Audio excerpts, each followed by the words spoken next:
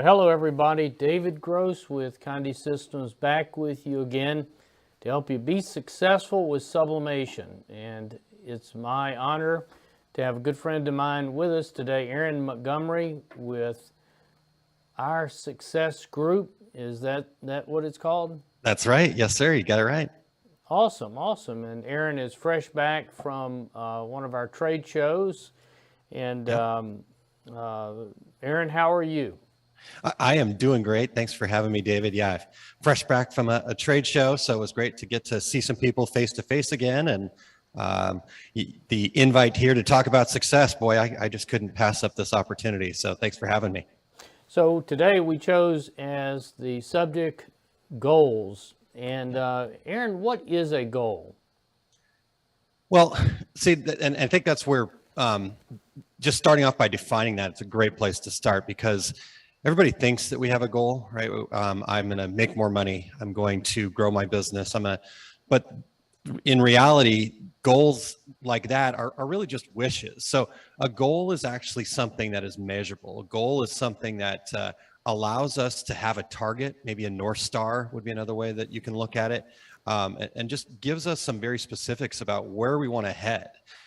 Because we can work our tails off each and every day, but without a goal, we might be spinning in circles. So yeah, a quick explanation of a goal really is basically here's where we're going to start at, and then where we're going to go to that goal. So it's like that target on a map. It would be another analogy. So it is measurable.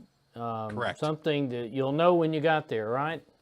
Absolutely. And that's a big part of it actually is getting that right and getting into that scenario where we are talking about having that measurement. So, with a goal, it does have to be very specific and it does have to be measurable. You have to believe it's possible, and then you have to take action on it. So as I was talking about with those wishes, one of the wishes that I hear a lot that I've maybe even used a lot is I'd like to increase my income. Well, the reality is if you made an extra dollar this year, you've increased your income. Is that really what your goal is to make one more dollar? So a better goal would be something like, I will earn $100,000 by 8 p.m. December 31st, 2022.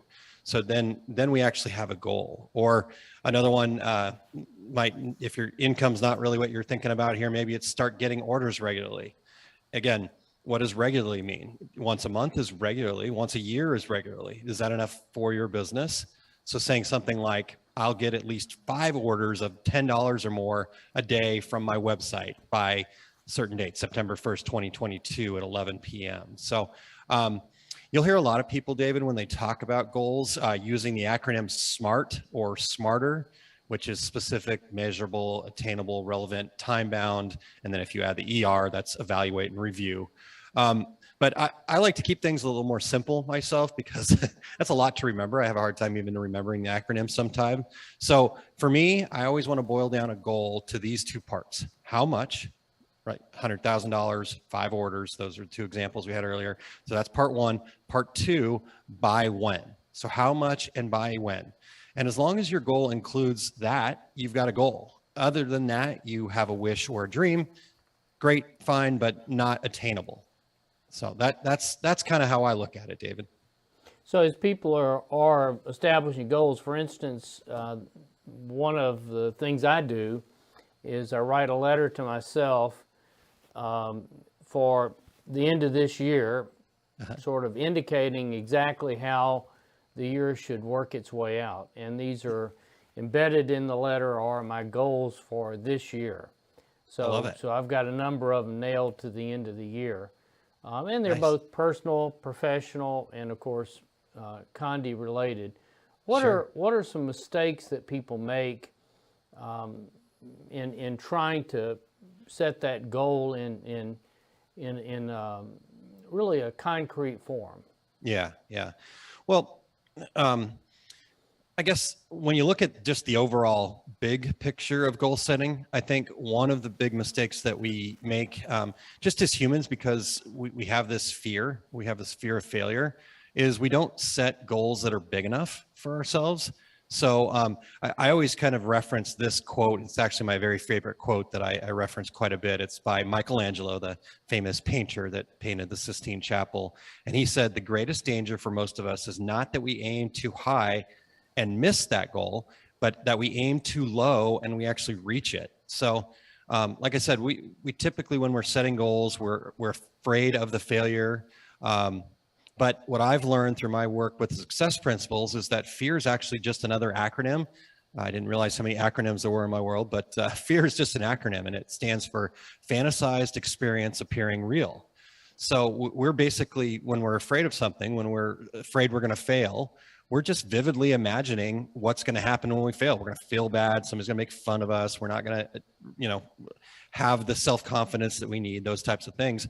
But what if we chose to instead vividly imagine the best possible outcome? Which one of those mindsets would better serve our long-term self? I think one of the beauties of the thing that you mentioned there and sending that letter to yourself is you're describing it, right? You're vividly imagining, you're putting it out there towards the future, and you're sharing, hey, this is what we're going to do. And you'll be so amazed once you kind of let that happen and you start vividly imagining those bigger goals down the road and how that's going to look, feel, what you envision that point to be down the road, that how much you actually get to that. It may not get there exactly how you thought. You may not get, all the things happening like ducks in a row, but in that final hour, some incredible things will happen if you actually open up and believe it. So that's one of the big mistakes from a kind of a big picture vantage point. And, and then we can get into some of the others if you want, David. Sure. So after we've set the goal, just big picture here. Yeah. What do we do then to achieve that goal? Yeah. Well, and perfect. So big picture of that. Yeah. As I mentioned, we've got to start taking action. So, and once we have that specific and measurable goal, then you got to start taking action. And the only way you can take action is if you believe that it's possible. So starting off there. And then the next thing that we need to do is we need to figure out a way. So what I call it is margins. Some people, there's a book called The Slight Edge by Jeff Olson, which really talks about this too, inside the success principles. It's called the rule of 5, but basically what is it that you're going to do every day?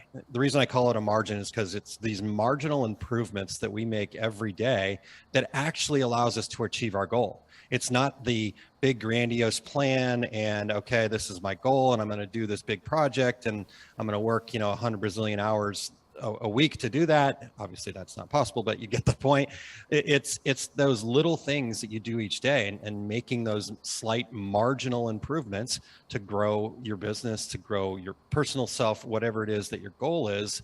And so working on that. And then there's some other kind of more specific techniques that we can get into a little deeper as we get deeper into goals here. But it really boils down to taking action and then making sure that you've got that ability to believe that you can do it by just taking those little small steps and then building momentum. So you basically take that goal and create a plan that is, we'll call it a Kaizen plan. It's walking you through the steps to make that small incremental change that drives you to your goal. And of course, it's sort of like the compound interest. It's going to grow. It's going to get faster. It's going to get bigger. Yeah. So really cool. Yeah. That's exactly it. That compound interest. I love that because it is the exact same thing. It just all starts adding up one little bit at a time where, again, I make that one change. I make one more sales call today. I reach one new customer. I, add one new product to my website. What are the little steps along the way that you need to do? So when you look at goal setting, yes, you've got your target, you've got your North Star, but then along the way, there are milestones, so if I know that I'm going to increase my income and a big part of that is going to have to be adding new customers, then I want to say, okay, well, in the first quarter, I need to make sure that I'm somehow, some way adding 10 new customers.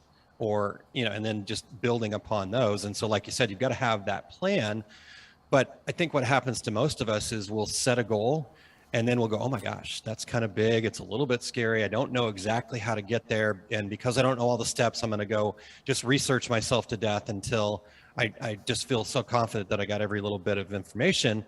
But the reality is the better way to do that is to go, okay, I don't know exactly what I'm going to do, but let me try one thing.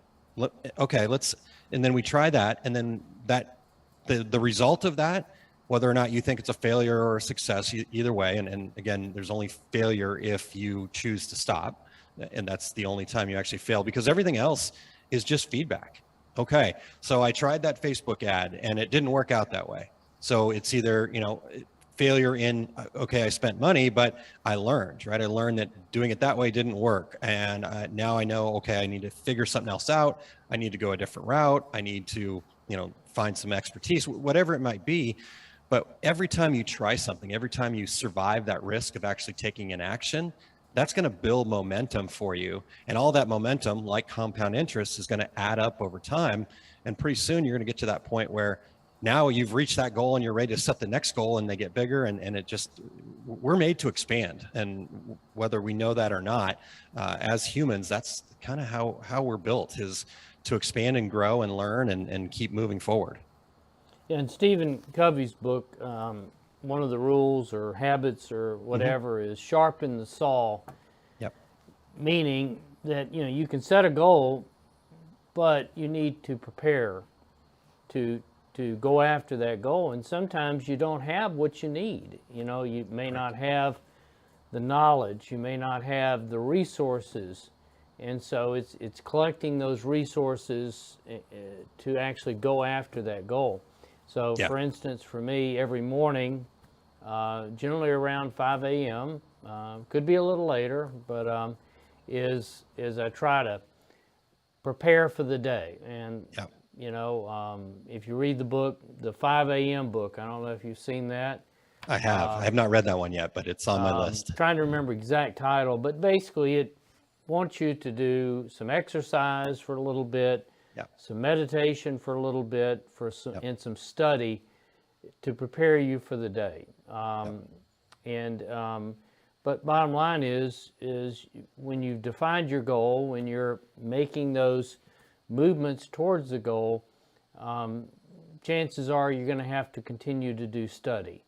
You're going to have to prepare, and you're going to have to just reassess. How's it going? And so one of the things around here is, who can we involve in these goals? How can we make this into a teamwork? So just a lot of stuff like that. Yeah. No, all those things are perfect. And I love the morning routine, getting into that. Because really that morning routine also, as you said, you're maybe learning, you're recharging, you're getting your energy, but you're also focusing. I think one of the other things that can really take us away from achieving our goals is this, there's so many things. Most of the people watching this are most likely small business owners, is my guess. And you wear every hat in a lot of cases. So there's so many things that are coming at you. And what happens is you wind up at the end of the day and you go, gosh, I was really busy and I didn't get a thing done. Right. And so I was busy, but didn't get a thing done. Well, the reason you didn't get a thing done was because you didn't prioritize. You didn't make those goals your number one priority. And so you let other people then put their priorities on you. And so maybe they achieve their goal, and that's okay. But you have to make sure that, through a morning routine, through whatever your process is. And I'll be honest, I have not met too many successful people that don't have some sort of a morning routine, 5 a.m. or whenever it is for them, but there is some sort of a daily process that they go through to make sure that they're focused on their goals. And, because we don't necessarily have a time management problem. I think a lot of people think that. I thought that for a long time. I felt like I wasn't managing my time well. But what I realized is I wasn't managing my priorities well. So I actually had a priority management problem. And, tools like 7 Habits, I love that book, things like that, understanding what your priorities are also really important when it comes to goal setting and achieving goals. I think that's ultimately for me, David, is I want people to take away what are the tools to be able to achieve goals here today. Okay. Bo, so far, have we got any questions? We have someone that's saying a goal without a plan is just a wish. Yep. Yeah, I would say that's absolutely true. That's a good observation. Yep. I've seen that meme many times. It's a good one. You want to, now I know you're sort of in this business. This is what you do, is helping people teach. Yep. Do you have anything we can post that would help them a little bit on setting goals, or maybe not necessarily setting goals, could be, but on executing to achieve Yeah. your goal? Yeah, yeah. Well, so yeah, let's talk about that real quick, and then I'll share something with you guys. So we kind of talked a little bit about the high level of what it was to how what the process is to reach your goals. But let me get into the granule of that real quick, if that's okay. And I'm just going to do it anyhow. So the first thing is we have to review our goals often. For me, I've got my goals on the folder I carry around with me. I've got it posted behind my computer here in the studio. I've got it posted in my office. I've got it posted above the mirror in my bathroom. I have it posted next to my bed. It actually drives my wife crazy, all the stuff that I post on the walls. But I want to have those goals somewhere with me, somewhere where I can see them all the time. You know, I know people that will carry a note card around with them of their goals. And, you know, just whatever you can do to get that into your line of vision, the faster you're going to achieve them. And then the other part is we want to be sharing our goals with other people. And I know that seems a little bit scary sometimes too, because, oh my, am I going to get ridiculed for this? Is somebody going to think I'm greedy? Are these, you know, all of these fears pop up. But the reality is, as humans, we are actually built to help each other. I know it doesn't always seem like that, especially in the way things are going sometimes today. But the fact that we are the dominant species on the planet has nothing to do with us being the strongest, the fastest, or anything like that. It has everything to do with the fact that we understood that even if we didn't physically know each other, weren't directly related, as humans, we could help each other. We could support each other. We could communicate together, right? So when we start sharing our goals, you'd be so amazed at what kind of resources show up, what kind of ideas come out of nowhere.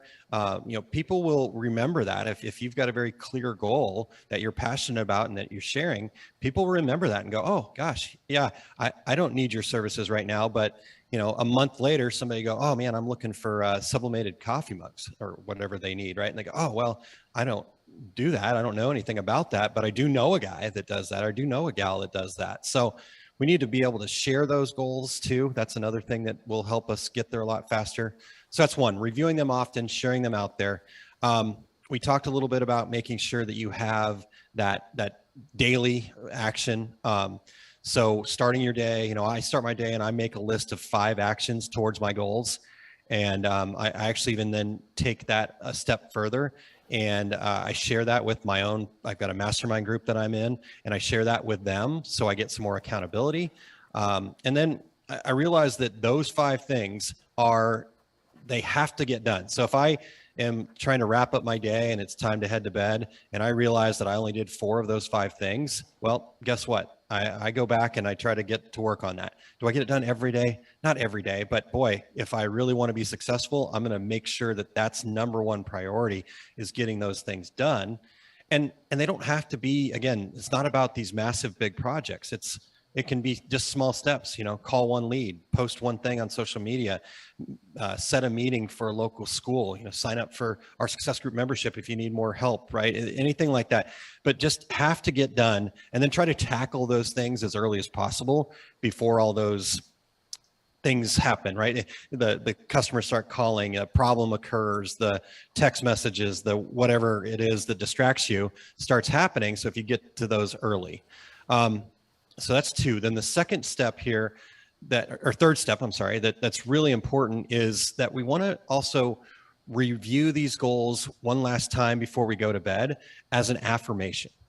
And I know this might sound a little woo-woo to some people, but it really does work, because it has to be believable by us. And until we start vividly imagining how that's going to look, it just doesn't become believable to us. So I'll use that example of I will earn 100,000 by 8 p.m. on December 31st, 2022. Well, that affirmation that you would have around something like that could be, I'm grateful I'm earning. So you have that action word of earning. So your brain starts vividly imagining that. So I'm grateful I'm earning $100,000 or more per year. And when you say that to yourself, and then you just kind of envision that, you vividly imagine that moment and those feelings and those sensations, your body takes that in and then goes to work on it. You're going to have that aha moment in the shower, and you're going to have those things pop up like, I should do that. Right. So affirmations, I think, are one of the most powerful tools that we can use that most people don't use. So I actually have a whole guide, because there are some specifics. I want to get those action words in there. I want to say things like I am or I can instead of I will. Right. I want to make it into the present tense. There's some other kind of, I wouldn't say rules and regulations, but some things that make them more powerful. And so I've got a whole guide about setting affirmations. It's called Removing Blocks by Setting Affirmations. And I actually got it so you can go download it, a copy of this if you want.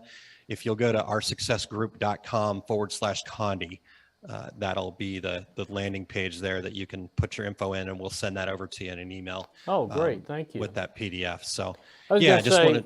say that tying in sublimation, which of Yeah. course is what I think about all day long, Sure. one of the goals that I think everybody should have is to document their successes, their failures, their procedures, Yep. so that you tune it. You do it better. If you forget, you can go back and look in your book Yep. to really help tune your process. And it turns out it's a great training aid for another person as you grow. Hopefully you'll have more folks that are part of your organization. Also, setting a goal for growing sales, I think is, to me, is a little bit too big, so to speak. But if you Yep. break it down, set a goal to sell more to your existing clients. Mhm. Set a goal to find new clients Yep. outside of your traditional business. Selling more to your existing clients, I think, is fun. It's an opportunity to try new things. Selling bundles, you name it, Yep. is just amazing. Finding new profitable clients, I think, is something you ought to work on a little bit every day. And of course, I have three big ones: partnering with pet groomers, fundraising, and name badges are three things that I think every sublimator ought to be doing. But that's a little bit of, we'll call it the goal setting that I would suggest sublimators embrace. Yeah. Yeah. I love that. It's perfect, because that is part of that, right? We do have to then, if it is 100,000, whatever the big goal is, like you said, breaking that down and finding those milestones that you can hit, because we can't figure out what those daily actions are if I don't kind of figure out what some of those milestones are in the middle. Like you said, doing more business with your existing customers, and get real specific about that. Okay. So maybe you've got 50 customers. I want to make sure that I get a second order from X number of those, or I'm gonna, so that way you know what to do. Because when we set those goals and we get real specific about it, then that starts answering those questions that are hard to answer. The what should I do, and the what should I do shows up inside of the goal. So the what should I do, the what is to get more business from my existing customers, and X number of them, or something along those lines. Well, then you're probably not going to go do Facebook ads for that necessarily. Maybe you could direct at them, but you're better off probably picking up the phone, or doing an email blast to them, or something along those lines. So the what becomes more apparent when we get real clear and specific on the goal and the milestones along the way. So I love that you shared that. Yeah, for instance, creating a referral system so that every product that leaves your shop has something on it that lets people know Yeah. how to get more, who do I contact, kind of stuff, is so valuable, because that's such an easy way to add more clients to your business. Yeah. So again, Yeah. it's all about the big picture, breaking it down to those milestones, as you said, so that you know you've got those daily steps that you're doing to grow your business. Yeah, yeah. And it could, David, it could be just, again, like you said, getting that referral program, but you could even chunk that down a little bit further. You know, some people might stick something in the package when they deliver a product. But what about developing something where there's a be back opportunity, meaning there's a coupon code in there for 5%, 10% off your next sale, or you know, 20% if you refer a new customer, or something along those lines. So just developing those little things and then adding it to the back of whatever it is that you're putting in your package, you know, those are steps getting you closer to your goals. And so it's all about just taking action each and every day. That's exactly right. And you know, sometimes things don't work. They fail for whatever reason. And I think failure is just an opportunity to regroup. And sometimes failure is you didn't do anything wrong. You just, for whatever reason, it didn't work. And you got to go do it again. Of course, you don't want to do the same thing over and over again every time. But around here, you know, sometimes the timing wasn't right. The season wasn't right. Sure. But again, once you try something, you're building up that data, the data that helps you understand what happened. And you take that data and you say, okay, gosh, I've got to learn a little bit more about Facebook ads. I've got to learn a little bit more about whatever. Correct. And that's what's going to do it for you. Yeah.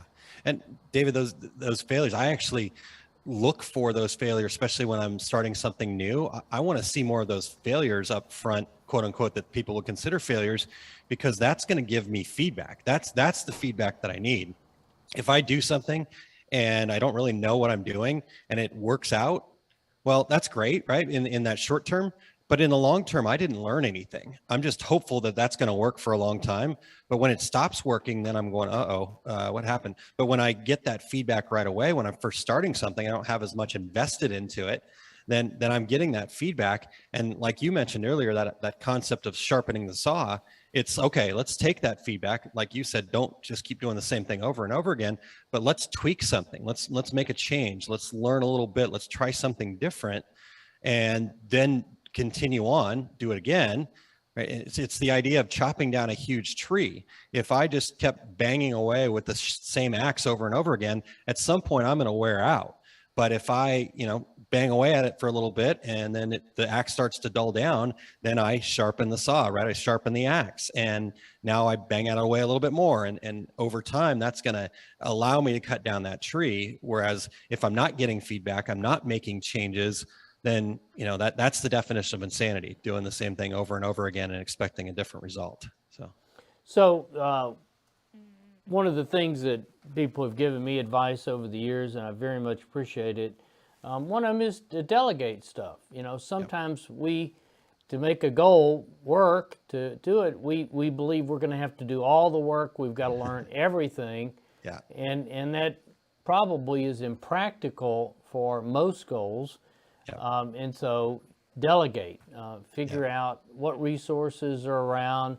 You know, those virtual assistants now are fairly popular. I know a number of people that have those virtual assistants. I think Cheryl has one, and you indicated you have one. I've got two, actually. You want to tell us a little bit about that? Sure. Yeah. And I think you're exactly right. We do get those goals in our brain and say, okay, well, I got to do this. I got to just figure it all out on my own. And that's not the case. That was the other reason why, to me, it's so important to be able to clearly and concisely share your goals, is you are going to have other people, no matter what. Even if you don't have a VA or you don't have somebody working for you or something like that, you know, you've got to be able to clearly communicate these desires, these goals to somebody else, because we need that, right? We need the customers, and they've got to be interested in the same thing that we're trying to do. You know, they need to be part of it. So yes, getting what those goals are, but then as you start to work on those things, then again, when we're very specific and clear about that goal, the hows start to show up a little bit more. Okay, I need to do this. I know nothing about it. Do I need to go hire somebody? Do I need to go learn more? Do I need to work with somebody else, ask a mentor, whatever the case may be, get with my mastermind group and talk about it.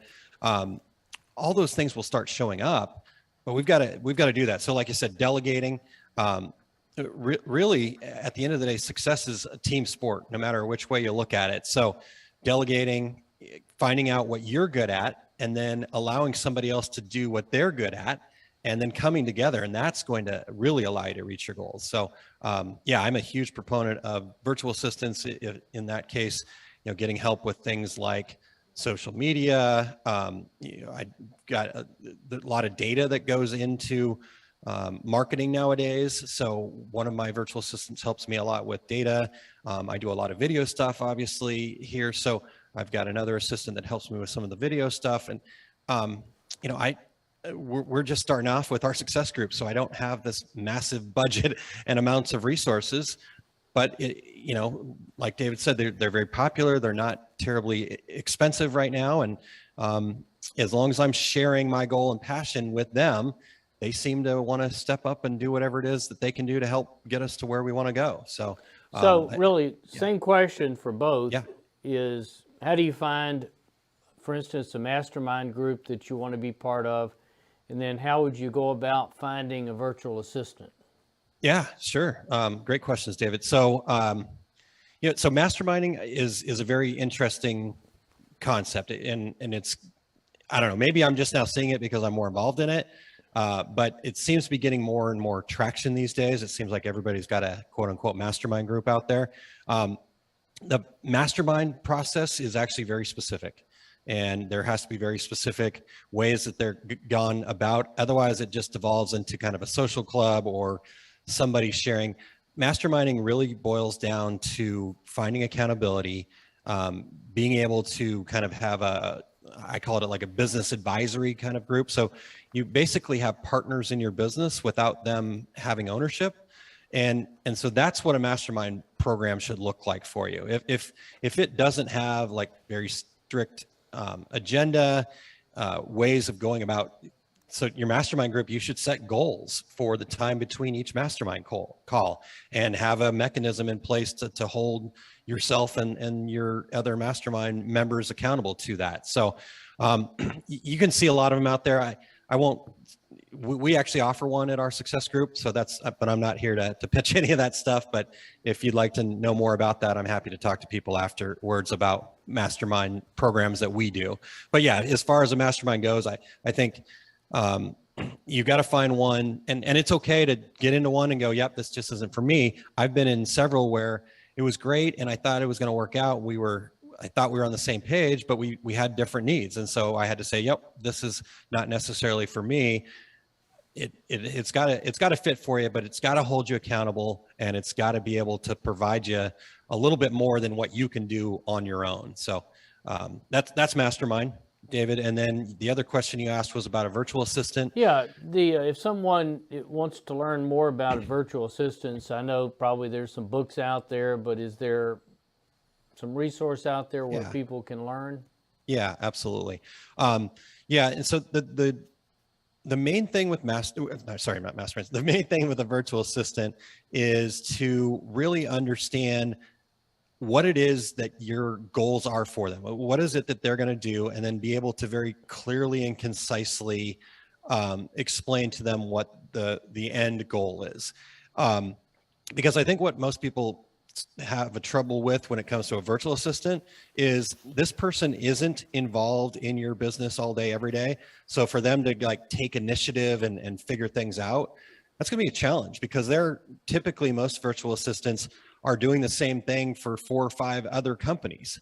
And so they can't get, into the nitty gritty of what it is that your business does and then take all this initiative. So to like hire a virtual assistant and then be upset because they don't just take and run with things, that's not the way they're going to work. And you're not really paying for that, honestly. The virtual assistants I work with, the program, they make, I think I've got some that I've increased their rates a little bit for them because I felt like they were doing more than they were originally getting paid, but we're talking $6-7 an hour. So, understanding what that means exactly, and then what projects can be taken off of your plate to get rid of the busy work's not the right word, because if it's just busy work, just stop doing it. But if it's that stuff that you're just not, it's got to be done in your business, but it doesn't require you doing it, right? Understand how much money you make per hour. If whatever it is that you could be doing that could be making that much money, then any of those tasks that don't equate to that, ultimately you should get rid of that. You should get that over to a virtual assistant, or at some point hire employees in that work with you, that kind of thing. So that's kind of the how-to. Just make sure that you're very clear with what the tasks are, repeatable tasks.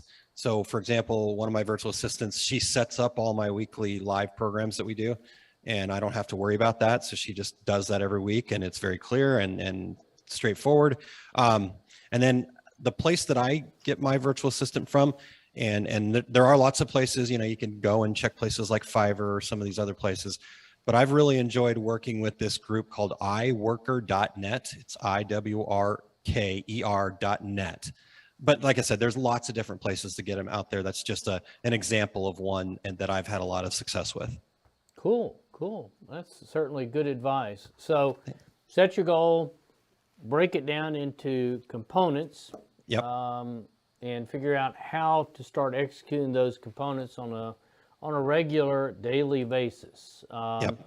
And then, of course, continue to review, change, modify. Yep. Technology moves fast, products change, and so you've got to have the flexibility to modify your goal as you go along.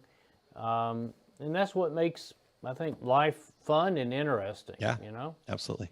Yeah. Okay. For me, I have a big goal that I have my set of big goals, like your letters there, David. I've got my set of big goals that I have for the year, but every quarter I actually review those and just make sure, hey, like you said, is this really what I want to be doing? It could, the technology, whatever, things changed in my world that requires me to kind of update or tweak a little bit. So doing that kind of stuff.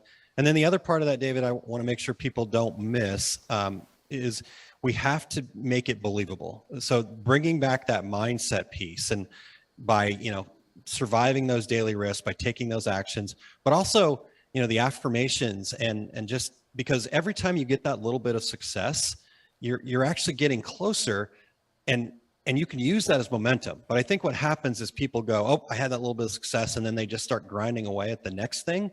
And that's okay to keep that action going. But you also need to take that opportunity and so celebrate the successes. Every single little step, you want to celebrate that. And we talked about failures just being a learning opportunity, but you want to celebrate those successes, even the small ones, because what happens is that gives our brain a dopamine hit. When we smile, we're happy, we're excited. That's a dopamine hit for us. And our body is kind of tuned to get those dopamine hits. And our subconscious is going to work even harder to get more of those dopamine hits the more that you're celebrating. So, one of the things that I do is at the end of each day, I've kind of reviewed the day, and I just write down the 5 things that I was most proud of accomplishing that day. A lot of times, if I've really kind of focused well, it's lined up with that rule of 5 that I started off the day with. But sometimes other things happen and they just show up. And, so like, for example, I'll mark down today, this opportunity to talk to you guys here today. That's a celebration for me. And so I want to figure out ways to do more of that kind of thing. Right. And just building on it from there. So all of those steps that you had there, David, for sure. And then I just want to make sure people don't forget those affirmations, and then celebrating those successes, really important to ultimate goal achievement. What was the rule of 5? I may have missed Oh, I'm that. sorry. Yep. I kind of talked about that in a little different way. So when you talked about, getting your day started in planning, I have this thing that I call, it comes from the success principle. It's called the rule of 5. And so every day I set 5 tasks that are going to get me closer to my goal. A lot of times there may be continuous tasks day in and day out, but they can change from day to day as well. And those are the things that I just make sure that no matter what, I'm getting those done today. I want to get a lot more than 5 things done each day, but sometimes that's all that you can just manage in that day. You've got to just deal with the distractions and interruptions too. So I want to do 5 things that I get done each and every day that I know are going to get me closer to my goal. And then at the end of the day, my hope is that I've celebrated achieving all 5 of those things. Okay, thank you. Bo, Yeah. questions? Okay, got you. Well, Aaron, this has been good. I've really enjoyed it. Goal setting, goal execution, achieving your goals, the loop around is something we all need to do. And if we don't do it, then, we're letting the business, we're letting life just lead us on. Yeah. And we've all been through that. I certainly have been through it. So I'd like everybody to focus on that. Yeah. For instance, one of the reasons I wrote my Sublimation journal book Yeah. was to, with a little bit of marketing, get people to start writing things down. Yeah. If you're documenting your processes, Yeah. get your business on autopilot, then continue to evolve it, that kind of thing. Yeah. Any final closing advice? Let me give you one other tool here, David, because we talked a little bit about goal setting, but it didn't get too deep into the weeds on it here.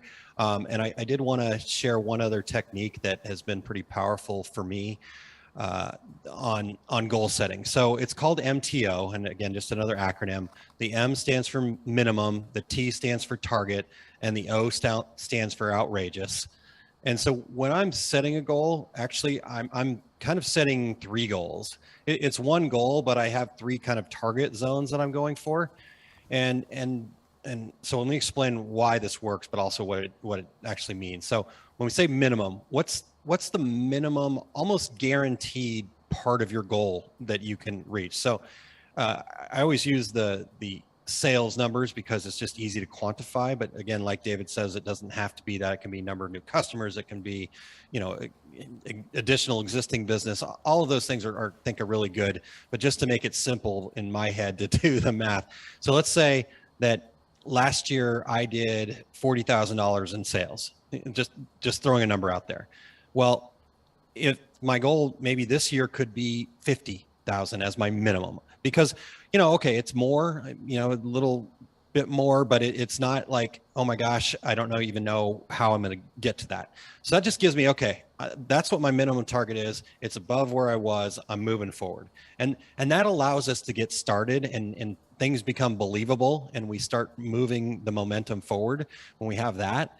But then I also set a target goal. So that's really where I want to be. So, again, if it was 40,000, maybe my target goal is 75,000. And that's really what I want to reach for. I feel like I can definitely do 50, 60, 70, 75 is just kind of right outside of my comfort zone. But I know that I can push for that. So that's going to be my target. That's what I'm really making my goal as. But then the O, the outrageous, is really the key here, because, okay, so let's say it was 40, target's 75.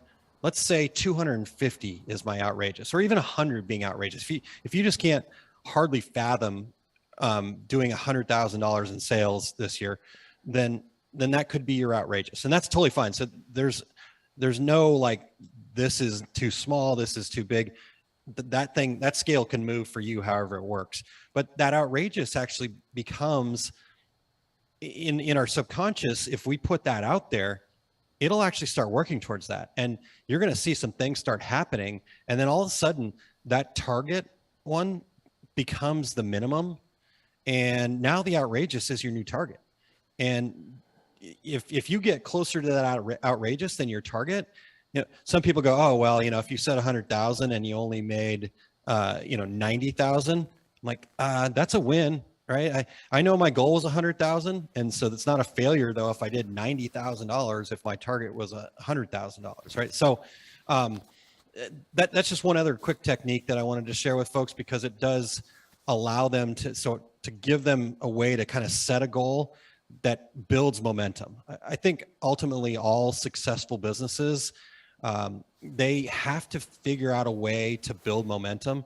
It can't be just massive highs and then massive lows all the time. That you're never going to build any momentum that way. So we have to either trick our brains by using something like the MTO, getting really good with the affirmations and getting that believability going. But we just have to create that momentum and sustain and show up every day. So that was one other thing I wanted to share, David. Well, that's very helpful. Bo, I think we're good, right? Well, Aaron, it's been very helpful, and I thank you for being with us today. Bo, let's make sure we put up the link that Aaron gave us, the oursuccessgroup.com/Condi. Correct. There, and let's plan on having you back. We'll dig down to a couple of other goals and keep going. That's really this show. It's been my goal to put on educational content to help people, not really sublimation related, but certainly it's that foundation related. Yeah. It's the stuff that everybody needs to know. Agreed. Yeah, this is awesome. Really great stuff, David. And I love the idea about the journal too. I'm going to start putting that into my goal setting stuff too. So we'll send people to that link to buy that sublimation journal. I love it. Well, thank you, Aaron. Thank everybody for being with us. We'll be back with you in the near future. Thank you. Bye, everybody. Thank you. Good job.